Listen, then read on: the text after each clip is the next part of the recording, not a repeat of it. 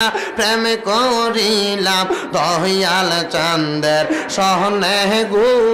দয়াল বাবা প্রেমা কোনে মশলাও আমি গোপনে কই রাফিরে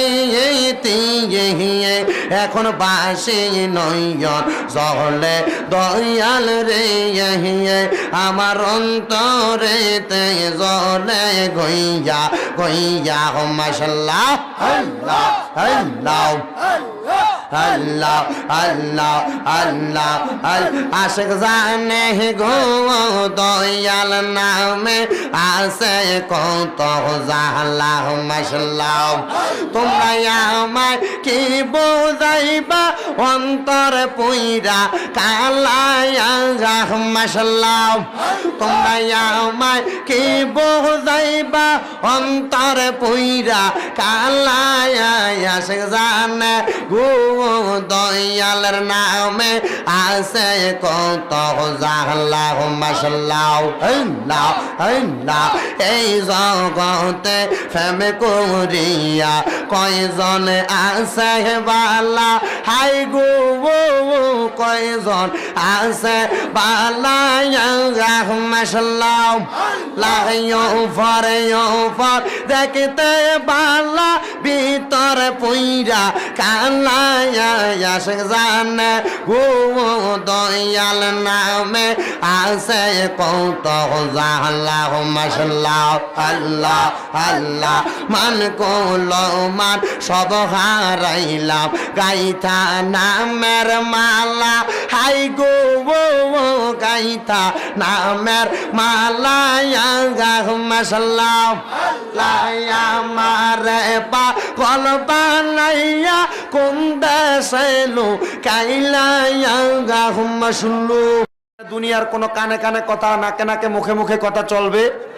কথা হবে কার আল্লাহ এবং তার রাসূলের আল্লাহ এবং তার যদি আল্লাহ এবং তার রাসূলের কথা হয় তাহলে আমরা কি বলতে রাজি আছি কথা বলেন বলতে রাজি আছি তাহলে আপনাদেরকে বললাম এই জবানের মালিক কে আল্লাহ জবান খুলে কথা বলবেন কে আল্লাহ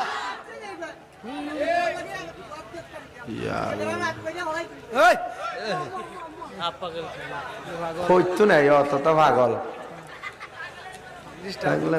মিটা বুঝে না পাগলার জিলাফি দিও না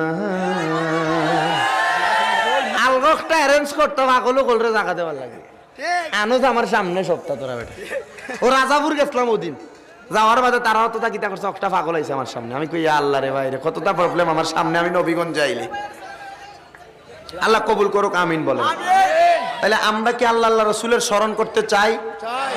ইবাদতের মালিক কে আল্লাহ খুশি করব কাকে আল্লাহকে খুশি করতে হলে ওই ইবাদত করার জন্য শিরিক করা যাবে না আল্লাহর সাথে কাউকে অংশীদারিত্ব দেওয়া যাবে না আল্লাহর নবীর উপরে কারো সম্মান না কথা বলেন আল্লাহর নবীর উপরে কারো সম্মান কারো ইজ্জত এখন আমরা কি ওই আল্লাহ এবং তার রাসূলের সম্মান এবং ইজ্জত নিয়ে কোনো সমস্যা করতে চাই কথা বলেন সমস্যা করতে চাই আল্লাহ আল্লাহ রাসূলের প্রেমের বাগানে আমরা সুন্দরভাবে বসার দরকার আছে না নাই কথা বলেন আছে না নাই আমরা কি মনোযোগের সাথে ধৈর্যের সাথে বসতে রাজি আছি তাহলে একটু জবান খুলে বলেন আল্লাহ পাক রব্বুল আলামিনের কোরআনের আয়াত তিলাওয়াত করেছি এই আয়াতে কারিমার মধ্যে তিনটা পয়েন্ট আছে কয়টা পয়েন্ট কথা বলেন কয়টা পয়েন্ট আল্লাহ সর্বপ্রথম বলেন ওয়াবুদুল্লাহ তোমরা আল্লাহর ইবাদত করো কার ইবাদত আল্লাহ ছাড়া কারো ইবাদত করা যাবে আল্লাহ ছাড়া কারো ইবাদত করা যাবে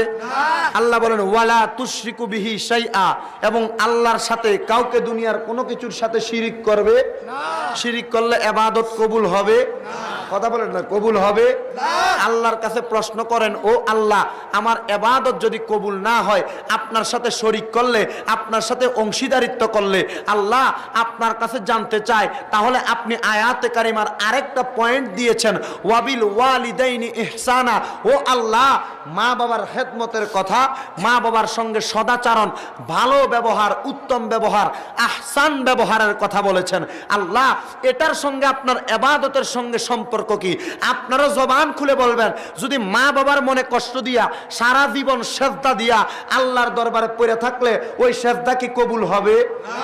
মা বাবার মনে কষ্ট দিয়া আপনি সারা জীবন দান সৎকা করলেন, ওই দান সৎকা কি আল্লাহর দরবারে কবুল হবে? আপনি মনোযোগ দেন, একটু গভীর মনোযোগ দিয়ে চিন্তা করেন। আর